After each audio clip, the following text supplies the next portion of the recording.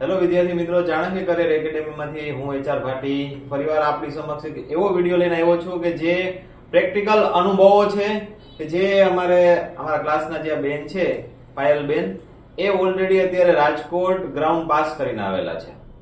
તો એમનો જે એક્સપિરિયન્સ છે કે જે આવનાર વિદ્યાર્થીઓ જે આવનાર સમયની અંદર જે એક્ઝામ આપવાના છે એમને ઘણો બધો ફાયદો થશે. કારણ કે ખરેખર એક મનમાં ભય હોય કે ત્યાં ગ્રાઉન્ડ કેવું હશે, ત્યાં પરિસ્થિતિ શું હશે, ક્યારે પહોંચવાનું હશે, કઈ રીતના આખું ત્યાં કરાવશે, આ ઘણા બધા મગજના પ્રશ્નો ચાલતા હોય.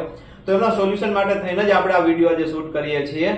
તો આગળની જે માહિતી છે એ હું બેનને કહીશ કે એના પોતાના જે પ્રતિભાવો છે તમને કહેશે. તો હવે આગળના જે કઈ ગ્રાઉન્ડની માહિતી છે એ અમારા પાયલ બેન જે છે એ તમને આપશે.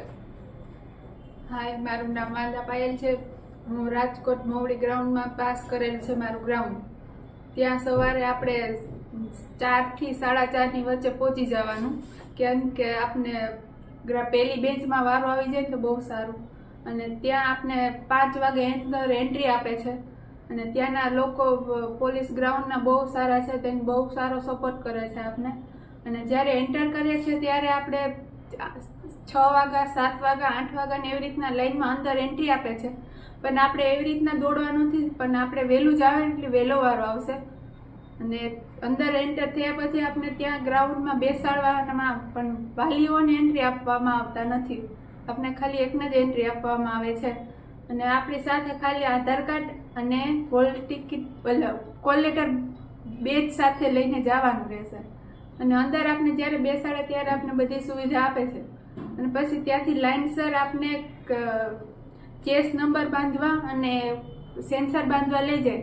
પછી ત્યાંથી આપણે ગ્રાઉન્ડમાં આપે છે જવાનું અંદર બીજી જગ્યાએ, ત્યાં આપણે પણ બેસાડવામાં આવે છે. અને ત્યાં આપણે સ્વેટર પહેરવાની છૂટ આપેલી છે આ વખતે, નકર ઓલા વખતે નહોતી. અને ત્યાંના બધા પછી બીજી જગ્યાએ ત્યાં બેસવાનું આપણે સેન્સર અને કોલ લેટરને બાંધી છે ચેસ નંબર ત્યાં બેસવા આપે છે. ત્યાં આપણે બાજુમાં બકેટ મૂકેલી હોય છે અને તેમાં આપણા સ્વેટર અને આપણે શૂઝ ન પહેરીને દોડવું હોય ને તો ત્યાં શૂઝ પણ કાઢી નાખવાના રહેશે. અને તે પછી આપણે અંદર લાઇનસર જે પ્રમાણે ચેસ આપણો નંબર આવશે એ પ્રમાણે છેલ્લે લગીને આપણે રહેવાનું રહેશે. અને ત્યાંથી આપણે આગળ લાઇનસર દોડવા માટે ગ્રાઉન્ડમાં લઈ જાય ત્યારે આપણે એક કેમેરો હોય છે, ત્યાં આપણું નામ વધારે અવાજથી બોલવાનું અને આપણે ચેસ પ્રમાણે આપણે ત્યાં ગ્રાઉન્ડમાં ઊભવાનું રહેશે. એવી રીતે 4 લાઈન હશે, 1 થી 50ની એક લાઈન હશે, એવી રીતે 4 લાઈન હશે. કુલ વિદ્યાર્થીઓ હશે 200. અને ત્યાંથી આપણું રનિંગ ચાલુ રહેશે. અને ત્યાંથી આપણે બધે ગ્રાઉન્ડ બેસો ત્યારે આપણે ત્યાં રબર પણ આપવામાં આવે છે કે આપણે 4 રબર જોઈએ તો લેવાના, નકર નહીં.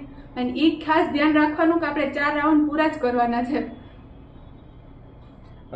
થોડાક પ્રશ્નો હું પણ તમને પૂછી લઉં. Okay sir. આ પ્રશ્નો એવા છે કે મોસ્ટલી વિદ્યાર્થીઓ જે થતા હોય કે આપણે ગ્રાઉન્ડમાં દોડીએ છીએ તો ગ્રાઉન્ડની પરિસ્થિતિ કેવી છે ત્યાં? ગ્રાઉન્ડની પરિસ્થિતિ સર, ત્યાંના અમને સરે કીધું હતું કે અમે સવારમાં 5 વાગે અમે એન્ટર થયા તો અમે જોયું હતું ત્યાં ગ્રાઉન્ડ વારવાળા બેનો પણ હતા. અને એને કીધું હતું અમે સવારમાં 2 વાર પાણી પણ છાંટીએ છીએ. અને ગ્રાઉન્ડ ત્યાંનું હાવ દોડવા માટે કમ્ફર્ટેબલ છે? હા, બહુ કમ્ફર્ટેબલ છે. કોઈને કઈ પ્રોબ્લેમ થાય એવું નથી ગ્રાઉન્ડની અંદર. બીજો પ્રશ્ન થોડોક વિદ્યાર્થીઓને એવો પણ થતો હોય છે કે આપણે જે ત્યાં ગ્રાઉન્ડમાં જઈએ તો ત્યાં પહોંચ્યા પછી ત્યાં આપણે કઈ ખાવું હોય, જમવું હોય, ભૂખ લાગી હોય તો એવું કઈ સાથે લઈ જવા દે છે કે ના સર, ના, એવું કઈ નથી લઈ જવા દેતા. આપણે ખાલી એન્ટર જ થવાનું. ત્યાં અંદર પાણી અને વોશરૂમની બધી સુવિધા આપેલી છે. ઓકે, ઠીક છે. હવે બીજા ત્યાં એવું પણ ઘણીવાર વિદ્યાર્થીઓને થાય કે આપણે ત્યાં ગયા પછી ટૂંકમાં રાઉન્ડ છે દોડવાના છે, તો એ રાઉન્ડ દોડવા માટે સૌથી મોટો પ્રશ્ન એ છે કે ત્યાં 4 જ રાઉન્ડ છે ને? હા સર, એનાથી વધારે એક પણ રાઉન્ડ નથી ને? 4 રાઉન્ડ પૂરા કરવાના છે. 400 મીટરનું છે. આ બધા અફવા ફેલાવી કે 400 મીટર કરતા વધુ મોટું ગ્રાઉન્ડ છે, પણ ત્યાં 400 મીટરનું ગ્રાઉન્ડ છે. ત્યાં બધું લખેલું છે કે અહીંયા 4 રાઉન્ડ મારવા અને 9.5 મિનિટ અને કેટલા મીટરનું ગ્રાઉન્ડ છે ત્યાં ગ્રાઉન્ડ ઉપર લખેલું જ છે. ઓકે, એટલે મેઇન વસ્તુ એ છે કે તમારે જે ગ્રાઉન્ડમાં 4 રાઉન્ડ મારવાનો હોય તેમાં આપણે રબરની જરૂર ન પડે. 4 રાઉન્ડ તો આપણને યાદ રહી જાય. છતાં પણ એ લોકો ત્યાં રબર ને એવું પ્રોવાઈડ કરે છે, કોઓપરેટિવ છે.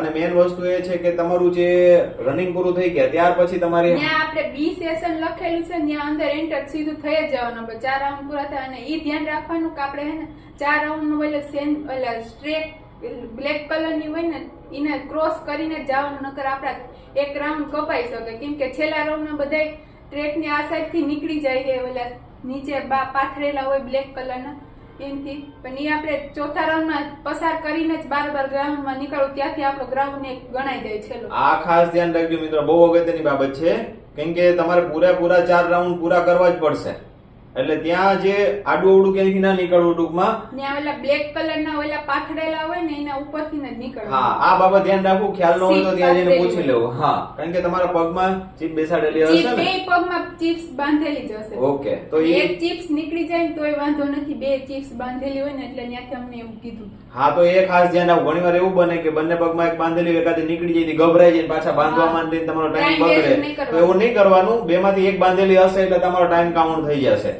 આ પણ બહુ સરસ બાબત છે. અને તમારું રનિંગ પૂરું થઈ ગયા પછીની પ્રોસિજરમાં શું કરવામાં આવે છે? પછી આપણે ત્યાં 15 થી 10 મિનિટમાં આપણું આ રિઝલ્ટ અનાઉન્સમેન્ટ કરવામાં, ત્યારે આપણે ત્યાં પાણીની બધી સુવિધા બાજુમાં હોય, મેડિકલની.